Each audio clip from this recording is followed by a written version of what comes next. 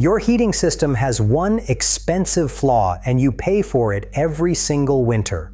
To warm the few feet of air around your body, it heats every room in the house, the closets, the corners, the ceiling 10 feet up. Thousands of cubic feet of empty air you are not touching and never will. All of it lands on a heating bill that can climb past $100 a month once the real cold sets in. So here is a fair question. Why heat an entire building to warm one person?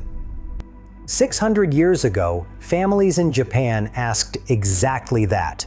Their answer was a low wooden table, a heavy quilt, and a small source of heat tucked underneath it. It ran for pennies a day, and it kept them warm without a furnace anywhere in the house. There is one catch, one small step, that decides whether the whole thing works or quietly fails, and it is the part most people get wrong the first time they try it. Warm the body, not the building. Hold on to that line because it is about to save you real money. This is not a story about turning your thermostat down and toughing out the cold in a blanket. It is about a completely different way of thinking about heat, one that an entire country built its winters around. But to see why it works, you first have to see what your current setup is actually doing with your money. Central heating has one job. A furnace or a heat pump pushes warm air through the ducts until the whole house reaches the number on the thermostat. That sounds reasonable until you picture where that warm air goes. Heat rises, so a good share of it collects up near your ceilings, in the rooms you walk through and the rooms you never even enter. You are paying to keep an empty spare bedroom and a dark hallway at the exact same temperature as the chair you are sitting in. In an American winter, electric central heat can push a monthly bill well past $100, and in a hard cold snap, a lot more than that. A plug-in space heater feels like the cheaper answer, but a typical one pulls around 1,500 watts, and if you run it for hours every evening, it climbs your bill faster than you would guess. Either way, the machine is doing the same costly thing. It is heating all of the air in the room, whether a person is standing in it or not. The kotatsu does the opposite, and that reversal is the whole trick. A kotatsu, written with characters that mean fire and foot warmer, is a low wooden table with a heat source fixed under it and a heavy quilt draped over the frame, hanging down to the floor on every side. You sit on a cushion with your legs underneath and the quilt across your lap, and the heat stays trapped in that small pocket of space around your lower body. You are not warming the room. You are warming the few cubic feet that actually touch you. And because that pocket is so small, the heat source barely has to work. A modern electric kotatsu is rated somewhere around 500 to 600 watts, but it runs on a thermostat that clicks off the moment the pocket is warm, so the real draw over an evening is a fraction of that. People who measure it find it costs a few cents an hour to run, somewhere around $10 across a whole winter month of daily use. Set that next to the 100 or more your furnace can pull, and you start to feel the size of what is being thrown away. Warm the body, not the building. The Japanese did not stumble onto that idea last year. They have been refining it since the 14th century. Go back to the Japan of the 14th century, the Muromachi period, and the center of the home was not a furnace. It was a sunken pit in the floor called an irori, a square hearth lined with stone or clay, where a charcoal fire burned low all day. The irori cooked the family's food and threw off heat at the same time, and people learned to sit close around it through the cold months. Then someone made a small change that turned out to matter for the next 600 years. They set a low wooden frame over the hearth and laid a quilt across it, and that quilt caught the warm air rising off the coals and held it down close to the body instead of letting it drift up into the rafters.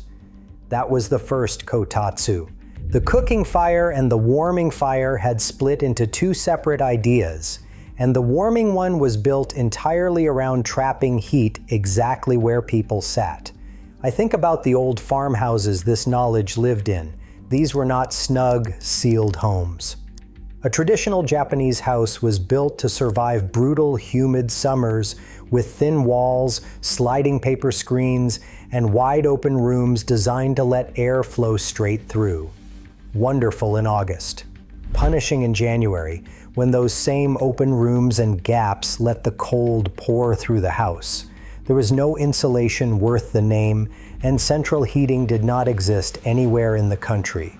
So the family did the only sensible thing. They stopped trying to win a fight against a freezing house, gathered into one room around one low table, and made that small, warm pocket the heart of the entire winter. By the 1600s, in the Edo period, the kotatsu got its biggest upgrade yet. Instead of being locked over a fixed pit in the floor, the heat source itself became portable. Families would take a hibachi, an earthen pot holding hot charcoal, and set it under a freestanding wooden table with the quilt over the top. Now the warm table was no longer chained to one spot in the house. You could carry the heat to whatever room the family was using that evening, the same way you might drag a space heater from room to room today, except this one cost almost nothing to run. This was the version that spread into ordinary homes all across the country, and it is the direct ancestor of the table you can still buy in Japan right now. Here is a piece of the story you will often hear in Japan, though it is more a fondly repeated anecdote than settled history, so take it that way. Sunken kotatsu, where the floor itself is recessed, had already existed for centuries. But the deep version you sit at like a chair with your legs hanging straight down into a warm well is the one popularly credited to a foreigner. In the early 1900s, a British potter named Bernard Leach was living in Japan, learning the country's ceramics. Leach loved sitting at the kotatsu, but he was a tall Western man, and folding his long legs under a low table on the floor was miserable for him. As the story goes, he had the floor beneath his table dug out deep enough to sit on the edge and let his legs dangle down like a chair, with the heat and the quilt still doing their work above. That deep, legs-down style is the horigotatsu you find today in restaurants all over Japan, the booth where your feet drop into a warm well under the table. True or not, the anecdote captures something real. A method centuries older than Leach was still good enough that a visiting craftsman reshaped his own floor around it. The version most of us would recognize came with electricity, and it arrived earlier than people assume. As early as the late 1920s, during Japan's electrification boom, manufacturers were already selling electric kotatsu, with a heating element you plugged into the wall instead of a pot of glowing charcoal. The company that grew into Panasonic was making them by 1927. No more open coals, no more fumes, just a switch on a cord, which quietly removed the old fire and carbon monoxide risk. But it did not take over the country overnight. The electric kotatsu, with the heater bolted right to the underside of the frame, became a true household standard during Japan's appliance boom of the 1960s. In the same wave that put televisions, washing machines, and refrigerators into ordinary homes. By the late 1990s, somewhere around 4 out of 5 Japanese homes had a kotatsu. It was not a museum piece or a quaint old custom, but a plain object that most of an entire country plugged in every single winter. And it never stayed just a heating trick. The kotatsu became the gravitational center of the winter home, the danran, the warm spot where the family gathers. A bowl of mandarin oranges sits on the tabletop. Somebody is doing homework. The television remote migrates to the warm table and never finds its way back.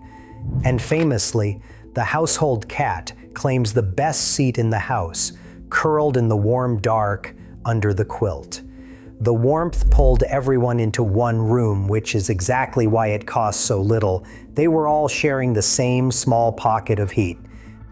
Now, if all of this were only a Japanese quirk, you could wave it off as folklore, a charming old habit that happened to stick around. But the kotatsu is not folklore, and here is the cleanest way to prove it. The very same idea was invented, completely independently, by people who had never heard of Japan. In Spain, there is the brasero, a pan of warmth set under a round table draped to the floor with a heavy cloth. The mesa camilla, and Spanish families have warmed their legs under it for generations. In Iran, there is the korsi, a low table over a brazier piled with thick blankets, the heart of the household through the coldest months for centuries. In Afghanistan, they call it the sandali, different countries, different languages, no contact between them, and everyone arrived at the same answer. A low table, a heavy cover, a small source of heat, and people tucked in close around it. When several cultures who never met all build the same machine, you are not looking at a tradition anymore, you are looking at physics. They each discovered the same law of heat, because that law was true everywhere. So let me actually walk you through that physics, because once you see it, you cannot unsee how wasteful the alternative is. Your body is not really trying to heat the air around you. Your body is trying to stop losing heat. You are warm, and a cold room is constantly pulling that warmth out of you in 3 different ways at once. Some of it radiates off your skin into the open room. Some of it conducts away wherever you touch something cold, like a hard floor. And a lot of it gets carried off by moving air, the draft that crosses the room and strips the warmth right off you. A furnace fights all this by raising the temperature of everything in the house, so there is less of a gap for your body to bleed heat into. That works, but look at the cost of it. You are heating an enormous volume of air just to change how one small body feels. The kotatsu shuts down all 3 of those losses at once, inside a tiny space. The heavy quilt traps a pocket of air and blocks the draft completely, so the moving air loss basically vanishes. The still air held inside that pocket is itself a poor conductor of heat, which is the exact same reason a down jacket or a sleeping bag keeps you warm. It is not the cloth that warms you, it is the still air trapped inside it. And the heating element adds a gentle, direct warmth that radiates onto your legs and rises up through the rest of you. The old design assumed people dressed in kimono, where the warm air climbs up under loose robes and slips out around the neck, carrying heat across the whole torso on the way. Even in jeans and a thick sweater, the principle still holds.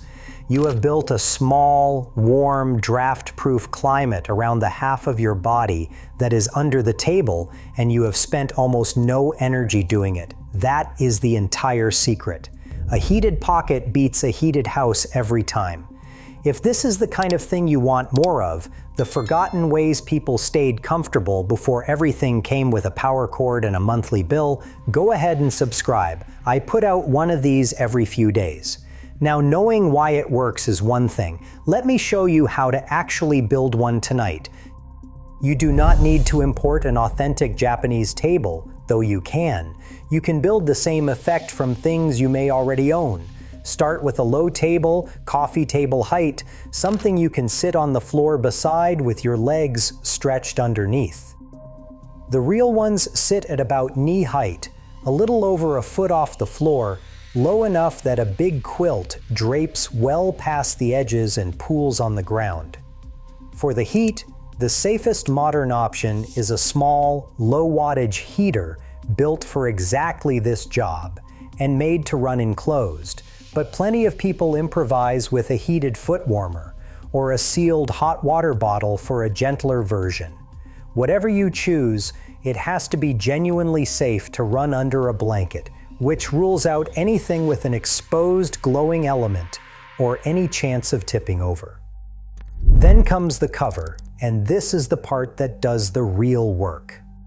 The traditional setup is 2 layers, a thin underblanket laid down first, then a heavy quilt over the top of it, hanging all the way to the floor on every side, and finally, a flat board or a tabletop sits on top of the quilt, pressing it down and turning the whole thing back into a usable table.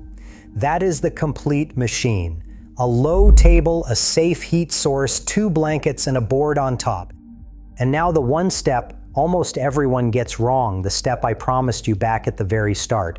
When people try this for the first time, they grab a single thin throw, toss it loosely over the table, switch on the heat, and then wonder why their feet are still cold. The blanket was the whole point, and they treated it like an afterthought. Here is what is actually going wrong. If the quilt does not reach the floor and seal on every side, that warm pocket leaks. The heat you are paying for slips out through the gaps and rises into the cold room, the exact loss you were trying to escape. And underneath, if you are sitting on a cold, bare floor, all that warmth drains down into it like water into a sponge. So the fix is 2 things, and they are the whole difference between lukewarm and genuinely toasty. First, seal the sides. Use a quilt heavy enough and wide enough to hang to the floor all the way around, and let that top board clamp it down so no draft can sneak under the edge. Second, insulate underneath. Put a rug or a folded blanket on the floor under you so the heat has nowhere to escape downward. Seal it above, block it below, and that small pocket holds its warmth for hours on almost no power. Skip those 2 steps, and you have just built a worse, slower space heater. Get them right, and you have built the very thing that warmed a country through 600 winters. I am not going to oversell this because the honesty is what makes the method useful.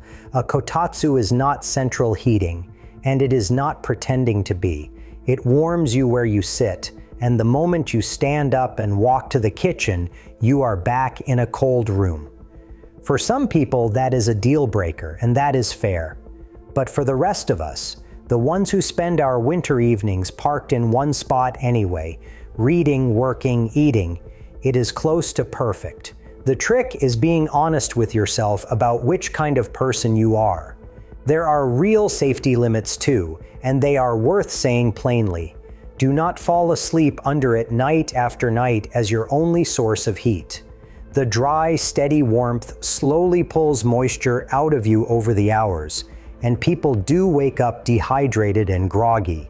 Resting bare skin against the heating element can give you a low temperature burn, the slow kind that creeps up without the sharp pain that would normally warn you.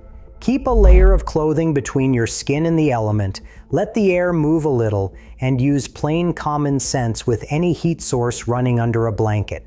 The old charcoal versions were far more dangerous, with real fire and carbon monoxide risk from burning coals in a closed room, which is exactly why the clean electric version took over the whole country. So why did almost nobody outside of Asia ever hear about this? It is not a conspiracy, and I will not dress it up as one. The answer is simpler and a little colder. There is no money in it. A low table and a heavy quilt is not something a company can patent, brand, and sell you a new model of every few years. It needs no ductwork run through your walls, no annual service call, and it runs up no metered bill that somebody collects from you every month. The whole heating industry rests on one quiet assumption, that the thing you pay to heat is the room. The kotatsu refuses that assumption. It treats the person as the thing you heat, and there is nothing to sell in that sentence. The knowledge was never hidden from you. It simply never got advertised. Because warm air sold by the cubic foot is a business, and a shared quilt under a table is not.